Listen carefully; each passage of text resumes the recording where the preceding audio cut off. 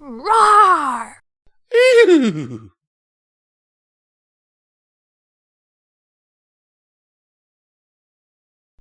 Hello and welcome to Pony&Wolf Productions. Today we'll be reading They're the Same, written by D20. As always, these are our amazing Patreons. Link is in the description if you wish to join. And shall we get to it? Apples! I'm in dire need to see the Princess of Friendship. Ember exploded out of the sky on blue, beautiful wing, landing right beside Applejack, grazing in the open field. No. Applejack lifted her head from the tall greys in a dreamy daze, unsure of what the Dragon Princess was going on about. Is that all you have to say? This is an emergency, not a time for games! Ember snorted a steam of flames from her nostrils, annoyed. Applejack swished her tail lacklusterly and No.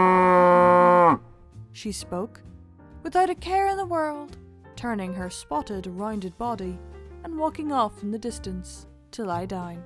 Hard working indeed, I see. I'll make sure to tell the princess about this. Ember darted off back to the sky, hastily for help. Luckily, she spotted Rainbow Dash in a tree. She hovered over a nest of hatchlings, chewing a mouthful of fresh worms. Without a moment to spare, Ember perched on the same branch. Rainbow, I need you to accompany me to the princess. Ember struggled to speak as she tried to catch her breath. Rainbow looked at her curiously with a melodic tweet, before turning away from her to vomit up a mixture of dead worms into her children's mouths. This isn't a time to feed your young! I need help! Ember watched the Pegasus ignore her completely and lay inside the nest to keep her babies warm as they ate. Ember couldn't believe how selfish these ponies had become. Had they forsaken the teachings of friendship and turned away from the princess? Was this town of equines under attack from another vile force? Luckily for her sake, Fluttershy was swimming in the pond right next to the cursed tree. Her yellow feathers glistened in the cooling water as she preened her coat with her bright orange bill. Fluttershy, will you help me? All Rainbow's doing is whistling! Ember screamed from the top of the branches as the blue Pegasus continued to chirp annoyingly in her ear. Fluttershy honked, outward in a tone that wasn't polite or reserved at all. Quack! Are you making fun of me? Ember gasped in shock at such vulgar response to her pleas. Psst! Fluttershy shook her coat wildly, shaking water all around her before sneezing loudly. I used to think you had the most class. Now I know the truth. Ember felt her eyes sting with tears as she flew off into the sky above, heartbroken from such vulgarity. Flying into the park, she spotted the Pinkie Pie, sitting atop a trash can. No doubt being her odd and colourful self, Ember landed a few feet away to compose herself, wiping away tears and taking a deep breath. Pink One, will you aid me, or shall you be as rude as your friends? Ember cautiously spoke to Pinkie, who sat there in silence. Well, nothing to say? She watched as ants began to crawl over Pinkie, as she stood there in continued silence. I see! It's me, isn't it?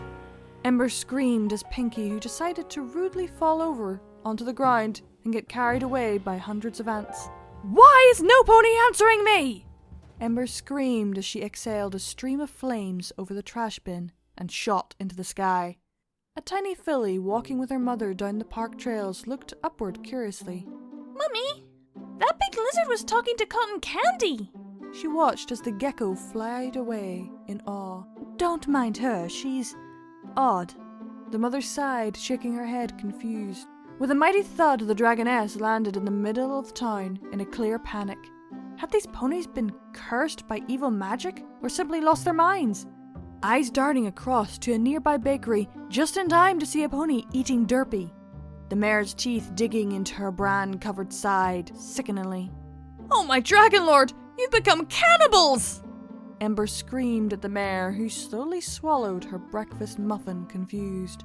Ember stumbled backwards, as even the children impaled sticks into the backsides of Sweetie Belle and Rarity, lifting them up effortlessly over a bonfire, giggling like creatures gone mad. I think I'm gonna be sick. Ember lifted both claws to her head and let out a piercing scream in terror. Ponyville came to a halt, around the now crying dragoness in the middle of town. Whispers wafted on the winds eerily as Starlight Glimmer rushed over towards the royal in distress. "Ember, are you okay?" Starlight asked in her usual sarcastic tone, the dragoness still not completely trusting her after her redemption. "I need the princess, not you, Starlight!" Ember hissed and pushed her away, frightened. "Ember? It's me. Twilight?" Starlight tilted her head, confused with a scrunched muzzle. "No, that's Twilight!"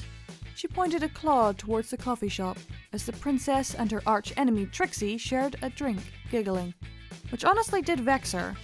All clues pointed to an evil unicorn curse. And then she went to an all-out attack on Twilight, saying she had placed some curse on the town.